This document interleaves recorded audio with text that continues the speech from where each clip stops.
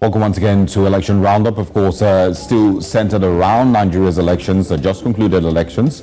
The APC's candidate, Bola Ahmed Tinubu, has been declared winner of the elections at this point. Of course, that happened sometime last night. Now, joining us to discuss the legal provisions of this whole issue is Festus Ogun, who is a legal practitioner and managing partner at FO Legal. Good morning. Thanks for joining us. Thank you very much for having me. All right. I'm probably just going to start with asking about the little bit of confusion yesterday, the 25% Abuja requirement. Can you clarify exactly what the Constitution says and, settle the, bits of confusion across the country? Thank you very much. Well, as far as I'm concerned, I do not think there is any confusion here. And the reason is pretty simple. Section 134 of the 1999 Constitution provides that for you to become a president of Nigeria, you must fulfill two requirements. One, you must have garnered the highest votes cast throughout the Federation and the Federal Capital Territory. You must have the highest number of votes cast. But that is not enough. You must equally have at least 25% in not less than two-thirds majority or two-thirds of the states of the Federation and the Federal Capital Territory. So that means that to become a president of Nigeria, you must have the highest number of votes cast. Equally, you must have not less than 25% of the total number of votes cast in at least two-thirds of the states of the Federation and the Federal Capital Territory. So some lawyers and some concerned citizens have been arguing that because Section 134 says that you must have two-thirds in 25% in two-thirds of the states of the Federation and the Federal Capital Territory. In view of that, you must compulsorily have 25% in Abuja or in the Federal Capital Territory to be declared president. But I said no, that is not the position of the law. The Supreme Court has consistently held that when the word "and" is used in an enactment or in a constitution, it means conjunction. It is conjunctively.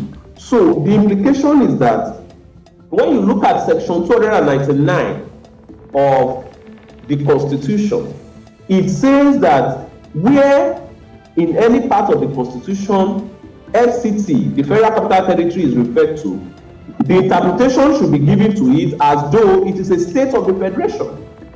That implies that invariably the Constitution is saying that to become a president of Nigeria, all you need to do is to have 25% in the two-thirds majority of the states and the Federal Capital Territory.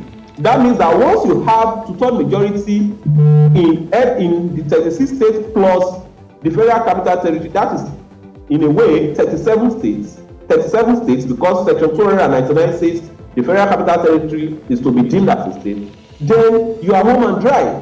And I know as a matter of fact, within my personal knowledge, that the leading candidates, particularly the candidates of the APC, has over two-thirds in over, two-thirds at 25% in over two-thirds, of the states of the Federation. So my concern is that, are we saying that the vote of those in the Federal Capital Territory is more precious or has special status over the vote of all other states of the Federation? Are we saying that in a case where the person who is to be elected as the president of the country has 25% in all other states, are we saying he should not be declared the winner of the election just because he has not garnered 25% in only the Federal Capital Territory? That will lead to absurdity. That will lead to crisis, and that will lead to chaos. And it is not the intention of the Constitution. It is not the intention of the drafters of the Constitution. All right.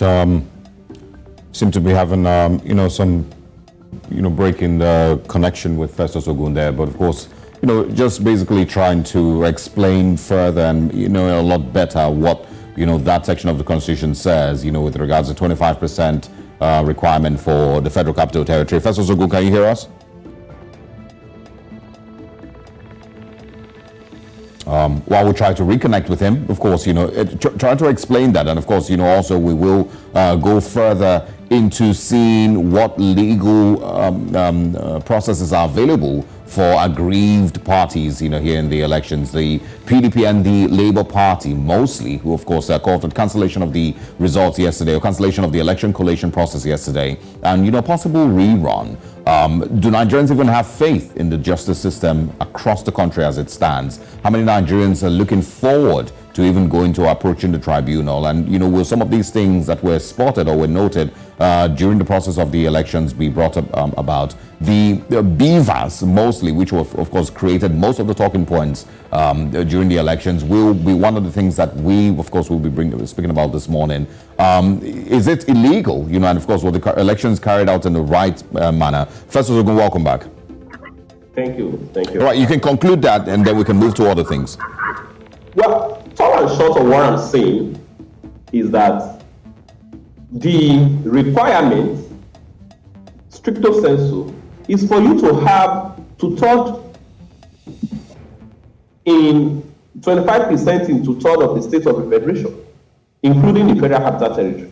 So the argument that you must compulsorily have 25% in the FCT is not supported by law. It has no basis in law and should not be accorded any value. The reason is simple. It doesn't accord with common sense. It seems to place the Federal Capital Territory over and above the decision of other states of the Federation. So that is not the intention of the law. All right. We've said it that you cannot, on a last note, we've said it again and again, that you cannot interpret Section 134 of the Constitution in isolation. For you to bring out the true meaning of Section 134 of the Constitution, you have to go back to Section 299 of the Constitution, which says that the Federal Capital Territory, when you are interpreting the Constitution, should be deemed to be a state of the Federation. So that implies that once you have 25% in the states of the Federation, in two-thirds majority of the states of the Federation, you are home and dry. And while we are not looking at the inadequacies and the inefficiencies in the conduct of the election, on the point that 25% is not needed to declare a president winner, I think the Independent National Electoral Commission is right. Now, let's look at some of the complaints that were made by the opposition parties, the PDP and, of course, the Labour Party yesterday, of course, in the press conference. And the party agents also expressed themselves to the INEC chairman during collation. One of them was, of course, the use of BVAS, and how it was stated in the Electoral, Act that results were meant to be transmitted electronically. So let's get, what exactly was meant to be done, and was it breaking the electoral law, the Electoral Act, seeing that there was a lot of cases where BVAS was not, or the results were not transmitted electronically to the INEC server, as it's popularly called. Was that breaking any law? And, would that normally be enough to declare those votes that weren't transmitted electronically? Would it be enough to declare those votes invalid? Before we go into the provisions of the law, I think a good way to start is to mention that the chairman of INEC has consistently assured Nigerians that votes will be transmitted electronically. He has consistently assured Nigerians. But not once, not twice has he assured Nigerians that, look, immediately you are done with voting at your polling unit, it will be transmitted in real time. He mentioned that. That was his promise to Nigerians. Now, aside his promise, what does the law say? I mean, he could promise anything, but what does the law say? I need to lay that foundation, okay. because I am not going to look at this on the legal angle alone. I'm equally going to look at it from the moral angle. Okay. No, that was his promise to Nigeria. Now, if you look at the guideline, INEC's guideline, which is a subsidiary legislation, which is a law, the INEC guideline on the conduct of election 2022, paragraph 28 of that guideline specifically provides that votes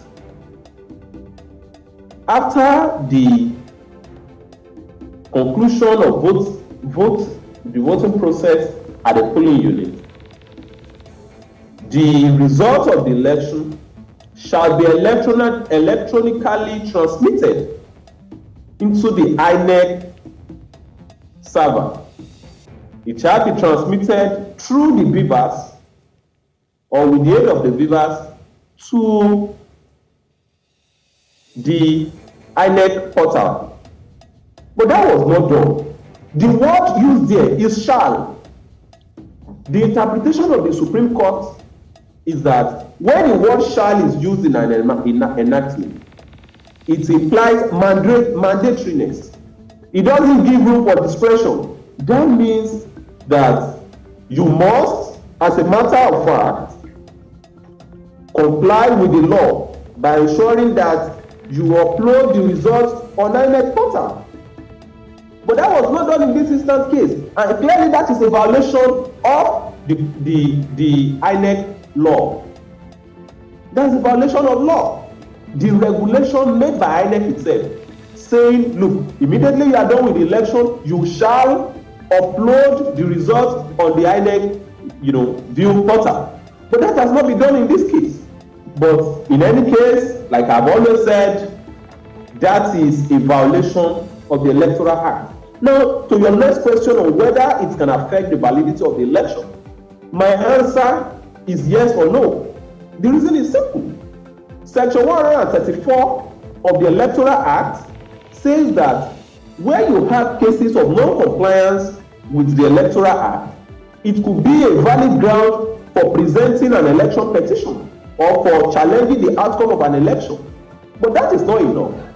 Saying, oh, there was no compliance with the Electoral Act, there are corrupt practices, those are not enough, to be honest.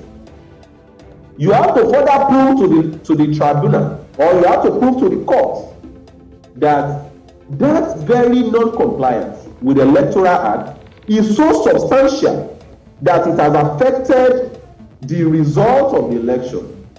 Put in another way, you are saying that the INEC non-compliance with the Electoral Act has affected the election in such a way that if there was a compliance with the Electoral Act, the person who is challenging the election would have been declared winner. And that might not be an easy task for anyone who is going to challenge the election.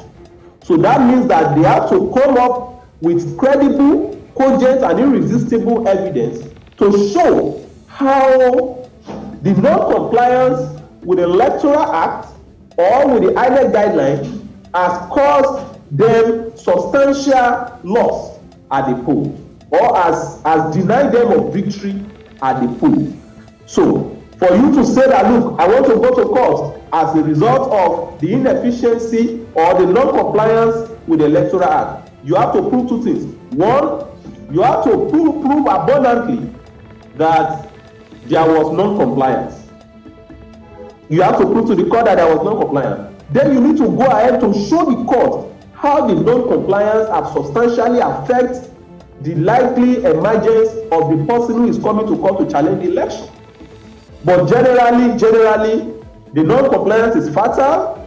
It is likely to affect the declaration of any candidate as a winner, because at the end of the day, when you begin to see material discrepancy between the number of vote cast and the number of accredited voters, you see issue of overvoting, you see issue of thuggery, voter intimidation, late arrival INEC materials and INEC staff, disenfranchisement of voters. These are valid grounds under the Electoral Act, under the Section 134 of the Electoral Act 2022 to challenge the outcome of an election. So I feel, as a matter of fact, within my personal knowledge, that the failure, neglect or refusal, or the gross incompetence, of INEC to deploy beavers efficiently during the conduct of the poll is a ground to challenge the election.